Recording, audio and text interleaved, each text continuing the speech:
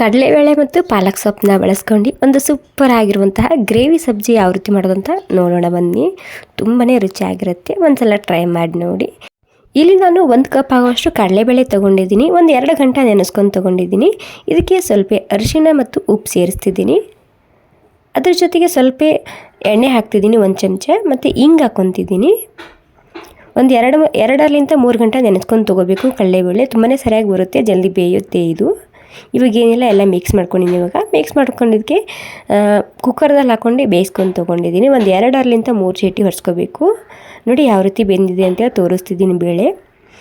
ಇಲ್ಲಿ ಕಡಾಯಿನಲ್ಲಿ ಒಂದು ಸ್ವಲ್ಪ ಎಣ್ಣೆ ಬಿಸಿ ಮಾಡ್ಕೊತಿದ್ದೀನಿ. ತುಪ್ಪ ಕೂಡ ಹಾಕೋಬೋದು. ತುಪ್ಪ ಬಿಸಿ ಆದಮೇಲೆ ಸ್ವಲ್ಪ ಜೀರಿಗೆ ಹಾಕ್ಕೊಂಡಿನಿ, ಪಲಾವ್ ಎಲೆ ಮತ್ತು ಲವಂಗ, ಸ್ವಲ್ಪ ಎಲ್ಲನೂ ಹಸಿ ವಾಸನೆ ಹೋಗಬೇಕು. ಹಸಿ ವಾಸನೆ ಹೋದ್ಮೇಲೆ ಇಲ್ಲಿ ಕೂಡ ಒಂದು ಸ್ವಲ್ಪ ಹಿಂಗೆ ಸೇರಿಸ್ತಿದ್ದೀನಿ. ಅದ್ರ ಜೊತೆಗೆ ಕಟ್ ಮಾಡಿದಂತಹ ಈರುಳ್ಳಿ ಸಣ್ಣದಾಗಿ ಕಟ್ ಮಾಡ್ಕೊಂಡೆ ಹಾಕ್ಕೊಳ್ಳಿ, ತುಂಬಾ ಸರಿಯಾಗಿ ಬರುತ್ತೆ. ಮತ್ತು 1-2 ಹಸಿ ಮೆಣಸಿನ್ಕಾಯಿನ ಸಣ್ಣದಾಗಿ ಕಟ್ ಮಾಡ್ಕೊಂಡು ಸೇರಿಸ್ತಿದ್ದೀನಿ.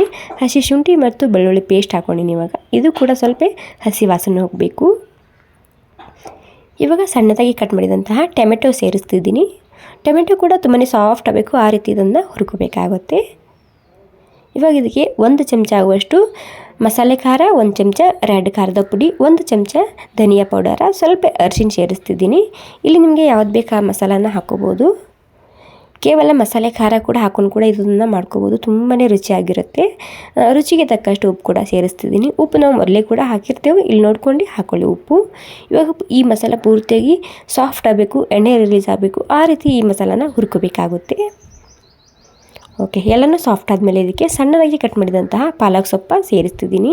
ಇಲ್ಲಿ ನಿಮಗೆ ಪಾಲಕ್ ಸೊಪ್ಪು ಎಷ್ಟು ಇಷ್ಟನೋ ಅಷ್ಟು ಹಾಕೋಬೋದು, ತುಂಬಾ ಹೆಲ್ದಿಯಾಗಿರುತ್ತೆ ಪಾಲಕ್ ಸೊಪ್ಪು ಹಾಕೋದ್ರಿಂದ. ಓಕೆ ನೋಡಿ, ಪಾಲಕ್ ಸೊಪ್ಪು ಹಾಕ್ಕೊಂಡಾದ್ಮೇಲೆ ನಾನು ಒಂದು 2-3 ನಿಮಿಷ ಇದಕ್ಕೆ ಹುರ್ಕೊಂಡಿನಿ ಮಸಾಲ ಜೊತೆಗೆ. ಪೂರ್ತಿಯಾಗಿ ಸಾಫ್ಟ್ ಆಗಿದೆ ಇವಾಗ ಪಾಲಕ್ ಸೊಪ್ಪು. ಇನ್ನೂ ಒಂದು 3-4 ನಿಮಿಷ ಇದಕ್ಕೆ ಹಬೆಯಲ್ಲಿ ಬಿಡ್ತಿದ್ದೀನಿ. ಓಕೆ ನೋಡಿ, ಟೋಟಲಿ ಪೂರ್ತಿಯಾಗಿ ಸಾಫ್ಟ್ ಆಗಿದೆ. ಇವಾಗ ನೀವು ನೋಡ್ತಿರ್ಬೋದು, ಒಂದು 2-3 ನಿಮಿಷ ಹುರ್ಕೊಂಡಿದ್ದ, ಒಂದು 3-4 ನಿಮಿಷದಕ್ಕೆ ಹಬೆಯಲ್ಲಿ ಮುಚ್ಚಿಟ್ಟಿದ್ದ ಸ್ಲೋ ಗ್ಯಾಸ್ ಮೇಲೆ. ಪೂರ್ತಿಯಾಗಿ ಬೆಂದಿದೆ ಪಾಲಕ್ ಸೊಪ್ಪು. ಈ ಟೈಮ್ನಲ್ಲಿ ಇದಕ್ಕೆ ಈ ನೆನೆಸಿ ಬೇಯಿಸ್ಕೊಂಡಿದ್ದಂತಹ ಕಡಲೆಬೇಳೆ ಹಾಕ್ತಿದ್ದೀನಿ.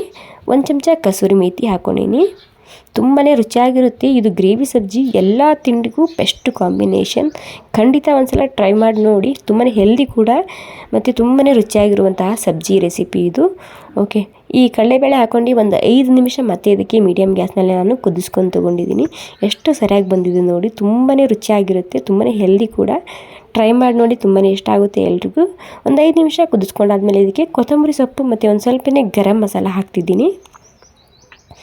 ಎಲ್ಲನೂ ಸೇರಿಸಿ ಒಂದ್ಸಲ ಮಿಕ್ಸ್ ಮಾಡ್ಕೊತಿದ್ದೀನಿ ಅಷ್ಟೇ. ಇದಕ್ಕೆ ಸಣ್ಣದಾಗಿ ಒಗ್ಗರಣೆ ಮಾಡುವುದರಿಂದ ಇದರ ರುಚಿ ಇನ್ನಷ್ಟು ಹೆಚ್ಚಾಗುತ್ತೆ. ಬೇಕಿದ್ರೆ ಈ ಒಗ್ಗರಣೆ ಸ್ಕಿಪ್ ಕೂಡ ಮಾಡ್ಬೋದು, ಬಟ್ ಮಾಡಿದರೆ ತುಂಬಾ ರುಚಿಯಾಗಿರುತ್ತೆ. ತುಪ್ಪ ಬಿಸಿ ಆದಮೇಲೆ ಸ್ವಲ್ಪ ಸಾಸಿವೆ ಮತ್ತು ಜೀರಿಗೆ, 1 ಹಸಿಮೆಣಸಿನ್ಕಾಯಿ ಮತ್ತು 1-2 ಬ್ಯಾಡಗಿ ಮೆಣಸಿನ್ಕಾಯಿ ಹಾಕ್ಕೊಂಡಿನಿ. ಇವಾಗ ಗ್ಯಾಸ್ ಬಂದ್ ಮಾಡ್ಕೊಂಡಿದ್ದಕ್ಕೆ ಸ್ವಲ್ಪ ರೆಡ್ ಖಾರದ ಪುಡಿ ಹಾಕ್ಕೊಂಡಿದ್ದ ಇದರಲ್ಲಿ ಹಾಕ್ಕೊಂಡಿನಿ. ಇವಾಗ ನೋಡಿ ಎಷ್ಟು ಸರಿಯಾಗಿ ಕಾಣ್ತಿದೆ ನೋಡಿ. ತುಂಬಾ ಹೆಲ್ದಿ ಕೂಡ, ರುಚಿ ಕೂಡ. ಖಂಡಿತ ಟ್ರೈ ಮಾಡಿ ನೋಡಿ.